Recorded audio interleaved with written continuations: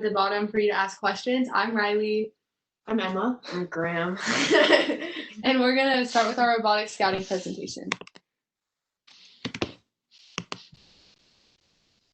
So you need to complete this Google form for something we're going to complete later, because we're going to explain how to connect your Google form to your data app. So we'll leave that on for a couple seconds to make sure that everyone's able to complete it.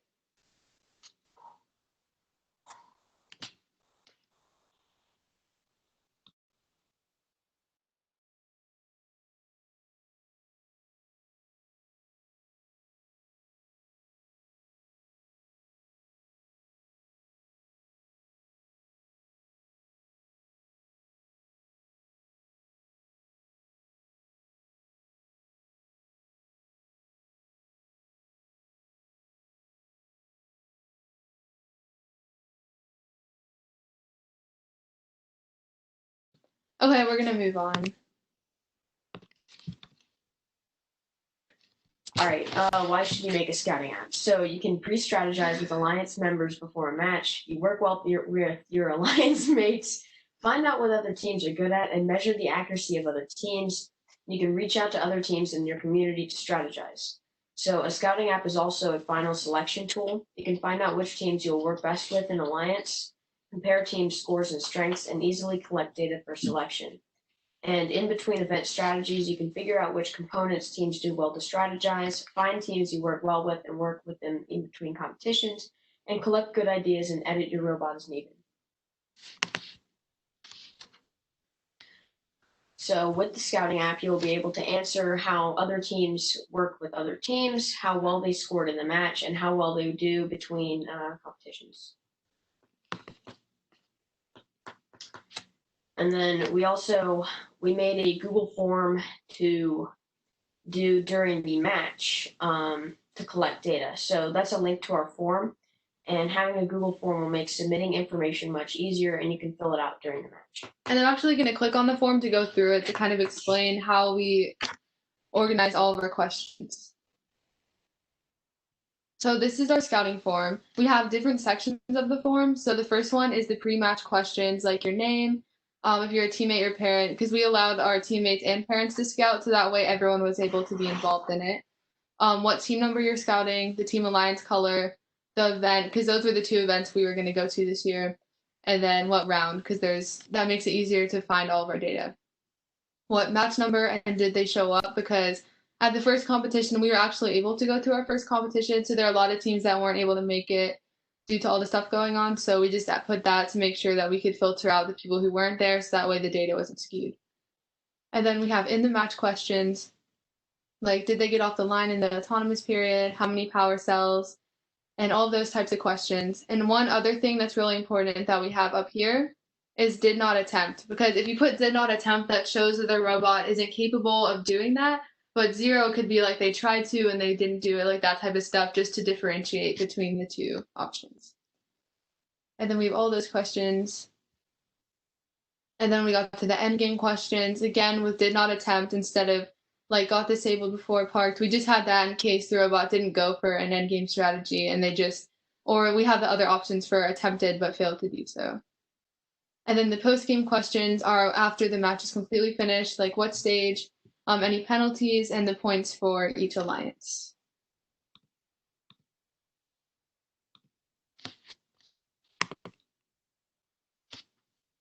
Okay, so Google Data Studio is what we use to actually organize this information so that we could look at the data that we had collected and make decisions about next competitions and which alliances we wanted to be in. So I'll explain how to connect that to forms in a second. Okay, so I'm going to open our Google Forms from the example form, and then Emma will explain and go through how you're going to connect that to the Google Data Studio. Okay, so once you've got the form open, I see you can go to responses, and you've already done that. And then you go click on the little green and white cross in the corner. And we've already done this, but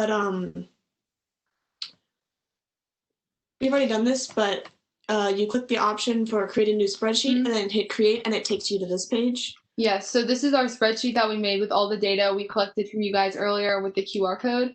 So this just shows like all of the data that everybody put in that we're using to make our example data studio. Now, once you made a Google Data Studio report, you can connect the sheets to your report. So then you'd open the Google Data Studio. So once you make one, and then you can click the add data button to get to the Google form. And you might have to search around for it a little bit. But And- yeah. Yeah, you can go to the connect to data button and click the Google Sheets because that's what you used for your example form, and then click example form responses. And then click add. And then add to report. And this will add all of your data that you collected. And then as you can see, when you click the refresh button up here, that'll add more data based on how many people are filling out your form throughout the match throughout the day.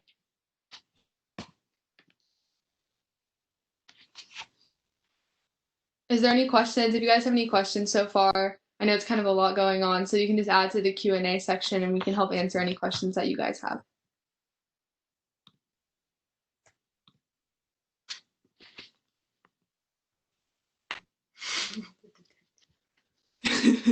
So now I'm going to explain the scouting app pages. That way we can go through like what our scouting app looks like at the end of the presentation.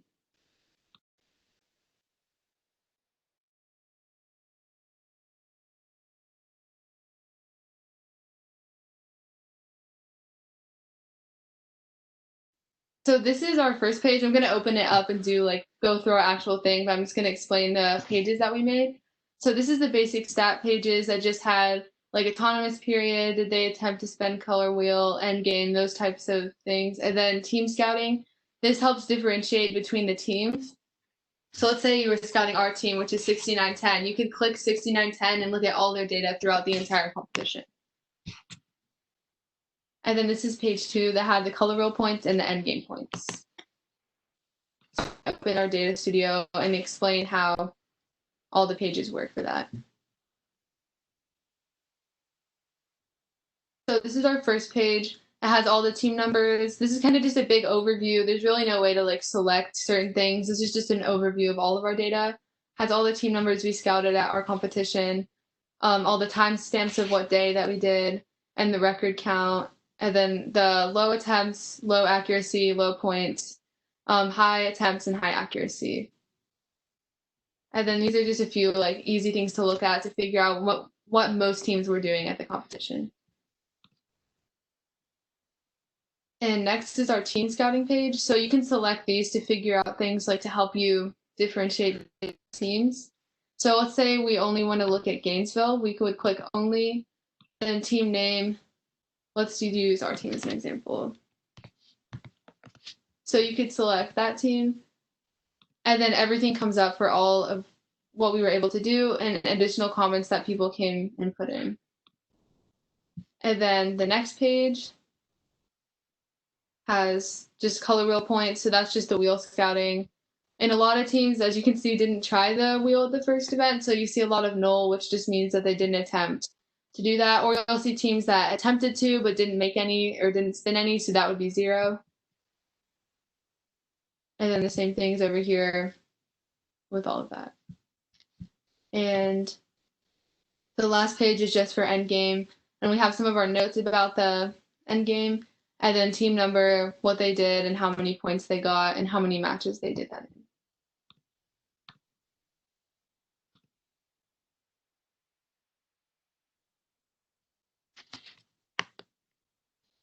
Do you guys have any questions?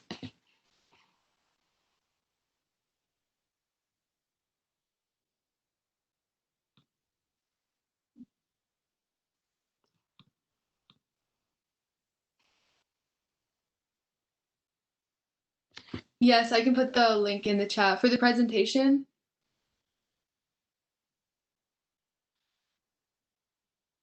For the form, yes, I can do that.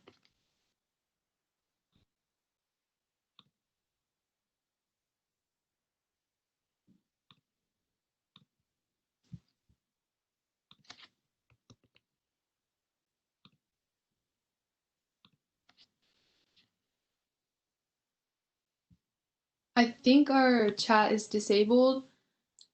So I could just put the answer into the chat.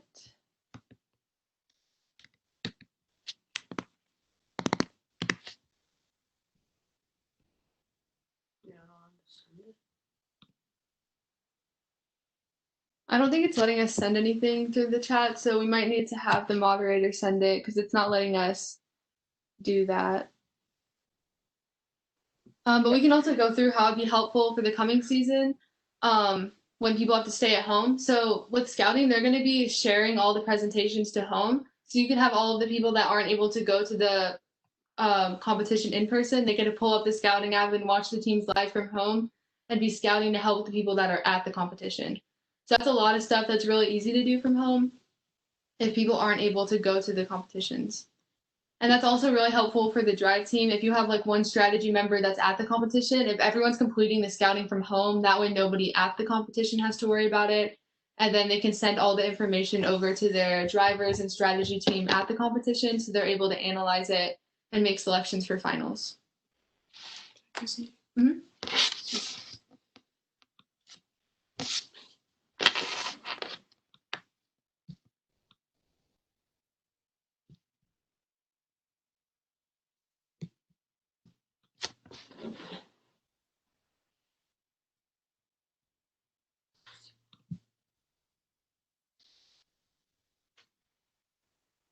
If you click on the question, you can submit. And then it looks like the some form. other people joined. So if you guys have any questions, if you missed something from the beginning, we can help answer any question. Oh, I see muted. No, I'm not. If you can help, if you guys need help with any other things that we talked about earlier, if you're just joining, then feel free to ask any questions.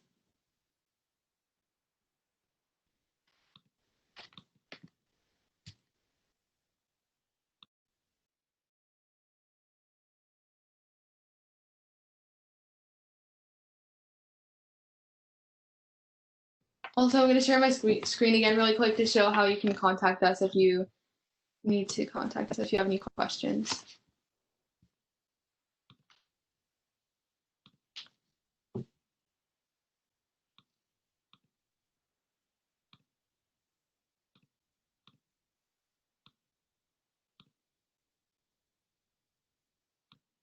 So you can contact us at our team Instagram at MCHS_6910FRC or our team website.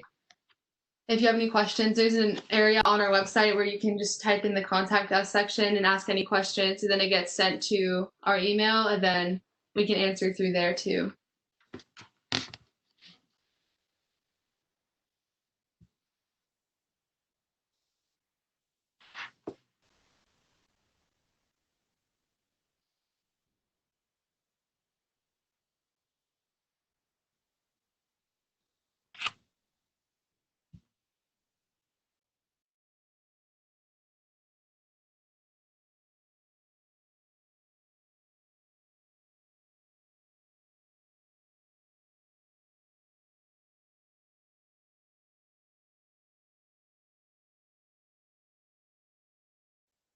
We're going to do another demo with our scouting app just to show like a specific thing that you can use for it.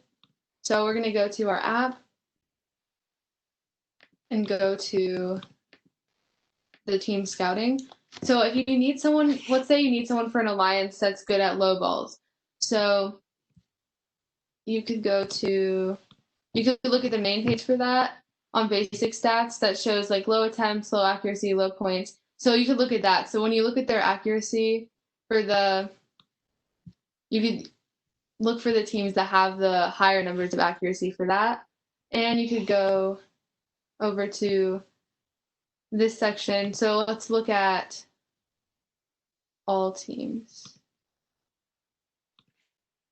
So when you're looking at this, you'd want to look through, you see there's like a lot of different team numbers for the low points and total points, low points, and low attempts. And you can see a lot of the teams that were able to make a lot of points here. And you can also go down to the accuracy section and look for teams that have a lot of the low accuracy.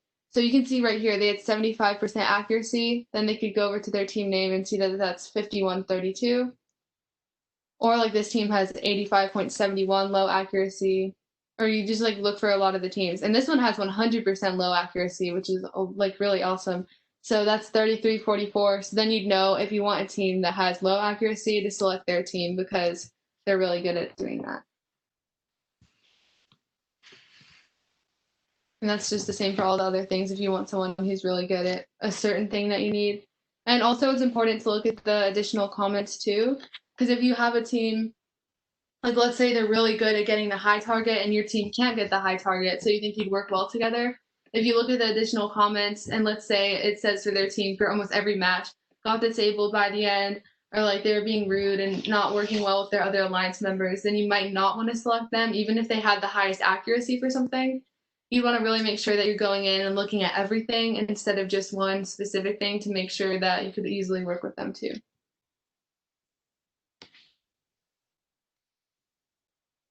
And also, another thing that's really important is if you want to look at multiple teams, let's say like there's a couple teams that you're kind of looking at, you could select like just those two teams and then look at all their data. Or if there's like a couple teams, like if you're looking at one alliance, that would be 6 teams.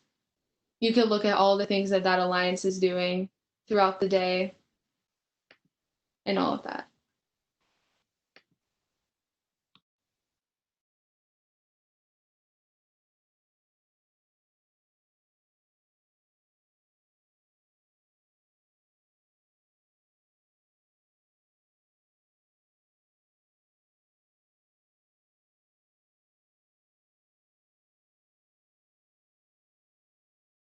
If you guys have any more questions, let us know, but otherwise I think we're pretty much done. It was a pretty quick presentation.